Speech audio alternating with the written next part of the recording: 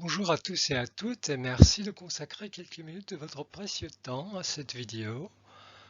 Je vais donc vous présenter un exposé sur le discours scientifique oral, ou autrement dit sur la façon dont on prépare un exposé à l'université. Donc il s'agit d'un exposé qui vise à la fois un objet, le langage scientifique, et aussi un ensemble de méthodes. Tout d'abord, rapidement, je vous résume le plan de l'exposé. Donc, dans une première partie, je vous parlerai des différents styles oratoires que pratiquent les universitaires. Après quoi, je me pencherai sur quelques points communs entre la conversation de tous les jours et le discours scientifique oral. Je terminerai par aborder quelques caractéristiques du discours scientifique oral qui lui sont propres. Alors on s'arrête un petit instant pour revenir en arrière et revoir ce que je viens de dire sur le plan de ma présentation. Donc la question c'est de savoir quelles expressions on emploie pour expliquer la structure, autrement dit le plan d'une présentation. Donc revenez en arrière sur la première diapo et essayez de répondre à cette question. Alors voici différentes possibilités pour nommer le sujet de votre présentation et pour en introduire le plan. Moi-même, j'ai utilisé des expressions du type dans un premier temps, dans une première partie, je vais faire ceci, je vais faire cela. On peut aussi dire je voudrais ou je me propose de faire quelque chose. Euh, Puis la deuxième partie, on peut l'introduire par ensuite ou après quoi, je me pencherai sur. Et la troisième partie, par exemple, on pourrait utiliser le verbe terminer comme je le fais, soit avec un infinitif, soit avec un nom. Donc je terminerai par aborder quelque chose, ou je terminerai par un bref aperçu de quelque chose. Donc je vous laisse regarder la palette des possibilités. Alors pour commencer, parlons un peu du stress que provoque le fait de devoir faire un exposé devant d'autres étudiants, devant un auditoire. Je suis sûr que vous aussi, vous en avez fait des cauchemars. Faire des exposés, ça se travaille, ça se prépare, et pourtant c'est pas une compétence qu'on travaille systématiquement à l'université. Pour les étudiants de français en Allemagne, c'est d'autant plus intimidant qu'il s'agit de bien s'exprimer dans une langue étrangère. Ne vous inquiétez surtout pas, car si vous avez acquis une certaine aisance dans la tenue de conversations mondaines, vous avez déjà beaucoup progressé vers cet objectif. La raison en est que la plupart des discours universitaires ont beaucoup de caractéristiques en commun avec la conversation courante. Alors cette similarité, évidemment, elle s'explique par le fait qu'une majorité d'orateurs universitaires français, par sans note, lorsqu'ils font une présentation, ils adoptent plutôt une approche plus informelle et interactive. Ils parlent debout, ce qui permet de mieux respirer et d'avoir les idées plus claires. Ils se détachent de leurs notes ou parlent carrément sans notes. Ils ont le regard constamment tourné vers le public. C'est ce que j'appellerais le style conversationnel. Alors quand on atteint le sommet de cet art oratoire, c'est ce qu'on appelle souvent le style rhétorique. C'est le style que pratique un petit nombre d'orateurs surdoués et ce style, je dirais, a complètement disparu en Allemagne et dans les pays anglophones. En France, par contre, il y a encore quelques grands orateurs qui sont capables de transformer une séance plénière en une représentation théâtrale. Mais c'est quand même une espèce en voie de disparition. Et pourtant, il en reste quelques-uns. Je vous ai mis un lien ici vers une conférence du linguiste Claude Agege, qui est un orateur brillant et renommé. Et là, tout de suite, on va regarder l'astrophysicien Aurélien Barraud.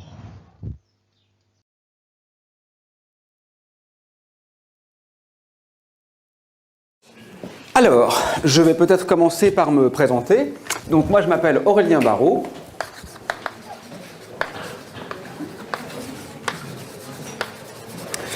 Donc, je travaille au laboratoire de physique subatomique et de cosmologie du CNRS, qui est de l'autre côté de la ville, sur le polygone scientifique. Et mes domaines de recherche concernent essentiellement la recherche d'antimatière dans l'espace, l'étude de l'accélération de l'expansion cosmologique avec un grand télescope, et puis des travaux un peu plus théoriques sur les trous noirs et ce qu'on appelle l'univers primordial, donc la physique au voisinage du Big Bang. Voilà. Alors, rassurez-vous, je sais bien que la plupart d'entre vous ne sont pas physiciens. Il y a des géographes, il y a des biologistes, des informaticiens, peut-être même des chimistes. Personne n'est parfait, je plaisante. Donc, bien sûr, ce qu'on va faire ensemble va demeurer très qualitatif, sans équation. On va en demeurer essentiellement au niveau conceptuel. On n'est pas là pour faire des calculs, on n'est pas là pour aller dans les détails. Alors, on est là pour quoi, en fait ? Alors, pour deux choses. Je vais prendre prétexte de la cosmologie, c'est-à-dire de la science de l'univers, pour tenter de vous apprendre quelque chose de ce grand récit de nos origines, de ce que l'on croit savoir aujourd'hui de la structure de notre monde.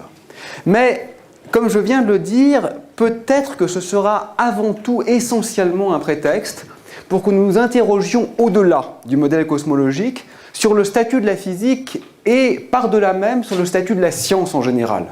Ce que j'aimerais, puisque c'est un petit cours interdisciplinaire, transverse, optionnel, c'est que nous profitions de ce temps commun pour nous poser des questions, pour interroger, peut-être pour déconstruire certaines de nos certitudes. C'est-à-dire que nous fassions cet effort qui est, me semble-t-il, trop rarement suggéré à l'université, qui consiste non seulement à pratiquer la science, ce que j'espère on va faire ensemble, mais aussi, et parfois même dans le même geste, à l'interroger, à tenter de la comprendre, voire à la mettre en défaut, c'est-à-dire également à en cerner les limites, si ce n'est de temps à autre les éventuelles contradictions internes. Je crois qu'il ne faut pas les masquer. Vous savez, au lycée, parfois, on nous présente la physique comme une sorte de fait vrai, un catalogue, une liste, presque un lexique de vérité.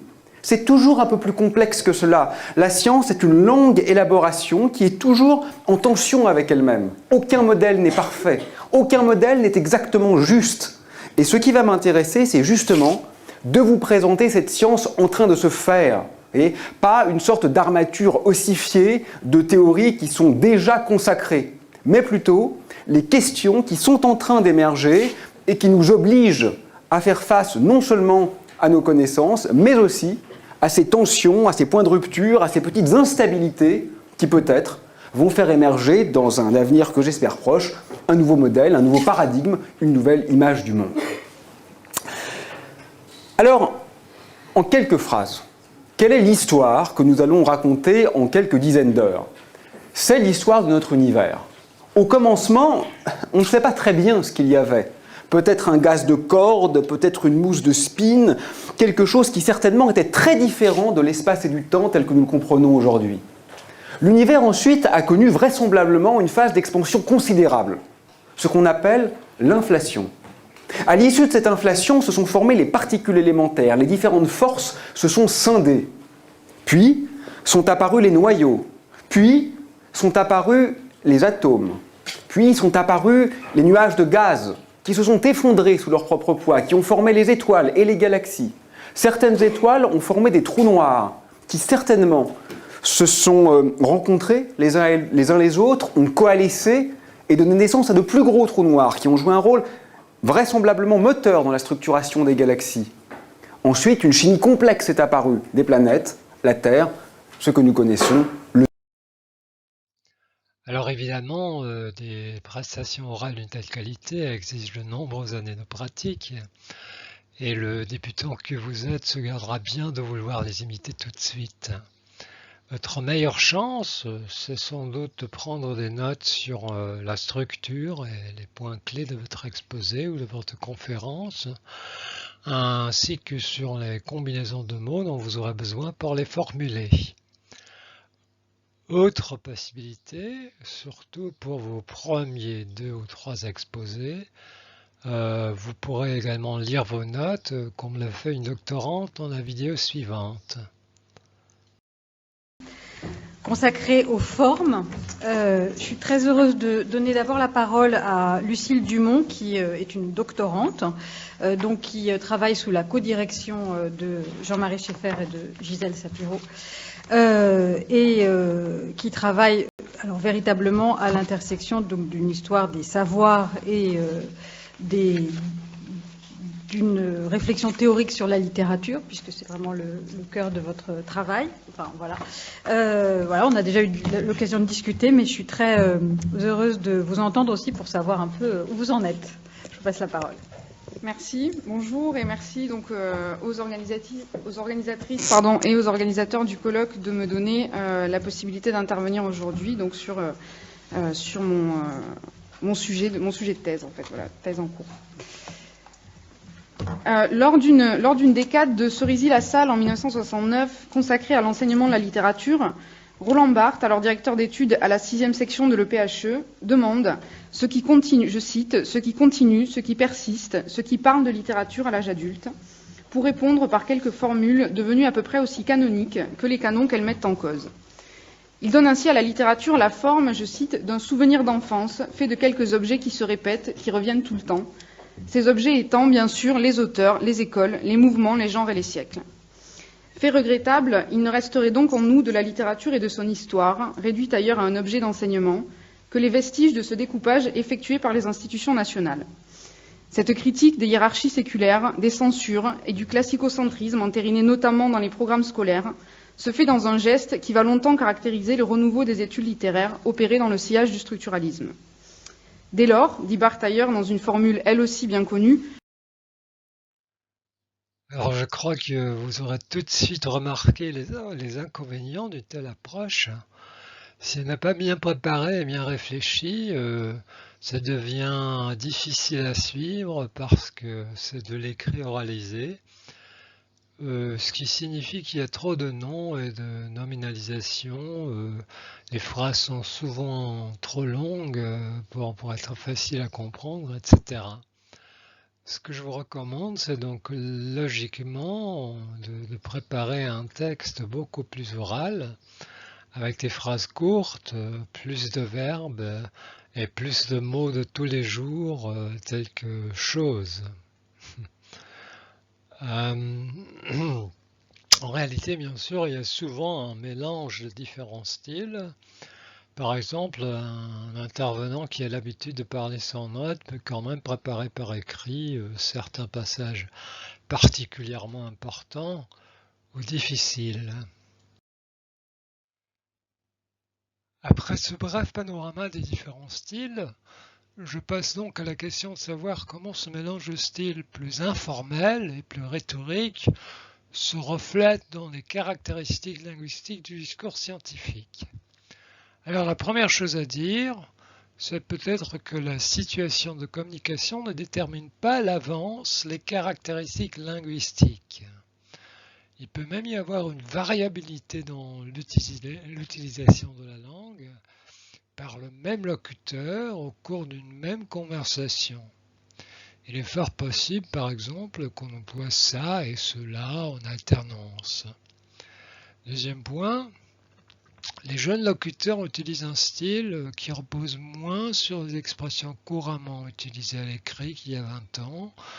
Par exemple, ils utilisent moins des expressions du type « il suffit pour s'en rendre compte de » plus infinitif.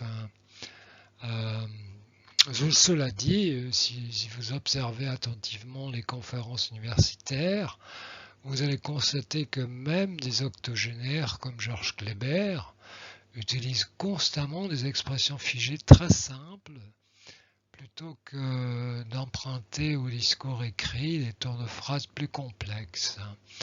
Je vous ai cité ici quelques exemples.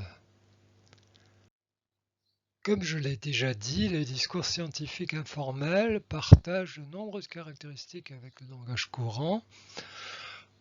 Dans le passé, ces caractéristiques ont souvent été stigmatisées comme une espèce de, vous me pardonnerez l'expression un peu vulgaire, rote rhétorique. Il s'agit de caractéristiques telles que la répétition, l'hésitation et d'autres types d'expressions non fluides. Aujourd'hui, nous comprenons que le manque de fluidité découle des limites de notre mémoire de travail. Il y a donc beaucoup plus de tolérance. Nous avons donc affaire à une non-fluidité quasi naturelle et qui passe presque inaperçue. Pour aborder une autre caractéristique générale, il y aura moins besoin d'élaboration puisque vous vous adressez directement à vos auditeurs. Ça peut donner lieu à des constructions qui juxtaposent différents éléments et omettent des mots qui seraient jugés nécessaires à l'écrit. Ça s'appelle, pour employer un terme technique, une ellipse. En fait, ces énoncés sont bien sûr complets. Nous sommes tellement habitués à penser en termes de grammaire de l'écrit que nous avons encore tendance à parler d'omission ou d'ellipse dans des cas comme celui-ci. Alors l'approche standard, très vite, pour dire, alors maintenant je vais vous présenter très brièvement l'approche standard, ce qui pourrait également se dire évidemment. Une telle phrase peut paraître mal formée, la première phrase, si elle est dépouillée de son contexte, mais elle est en fait très courante et parfaitement naturelle, même dans le style rhétorique. C'est probablement parce qu'elle permet de gagner du temps.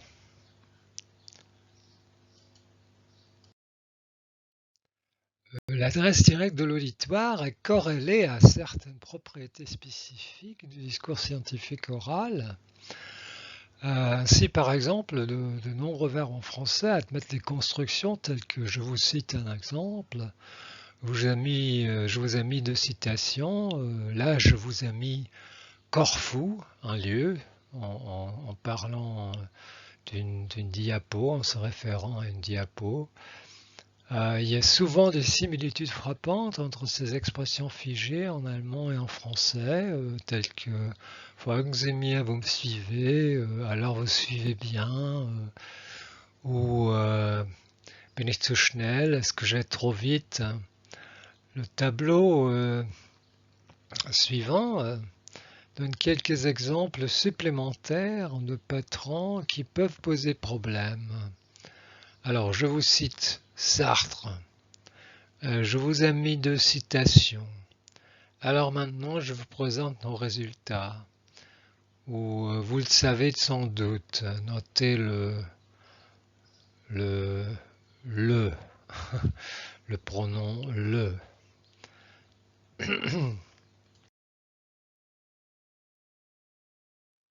Alors une autre caractéristique générale, c'est qu'on emploie généralement des verbes tout simples pour faire des citations. Alors plutôt que d'employer selon ou suivant ou d'après, on dit tout simplement, généralement on dit que, ou vous avez le dictionnaire de Crystal, il dit que, et dans à peu près un tiers des cas, le verbe qui introduit la citation est enchâssé dans une subordonnée introduite par ce que les linguistes appellent une phrase pseudo-clivée. Donc on aura par exemple, c'est le cas de ce qu'on appelle parfois les intégrateurs paradigmatiques, où ce que j'ai pas précisé, c'est qu'on a des fonds communs avec le conseil régional. Et puis il y a des locuteurs qui utilisent carrément le discours direct. Quand on parle du CNRS dans les universités belges, les gens disent oui, oui, là on fait de la recherche fondamentale.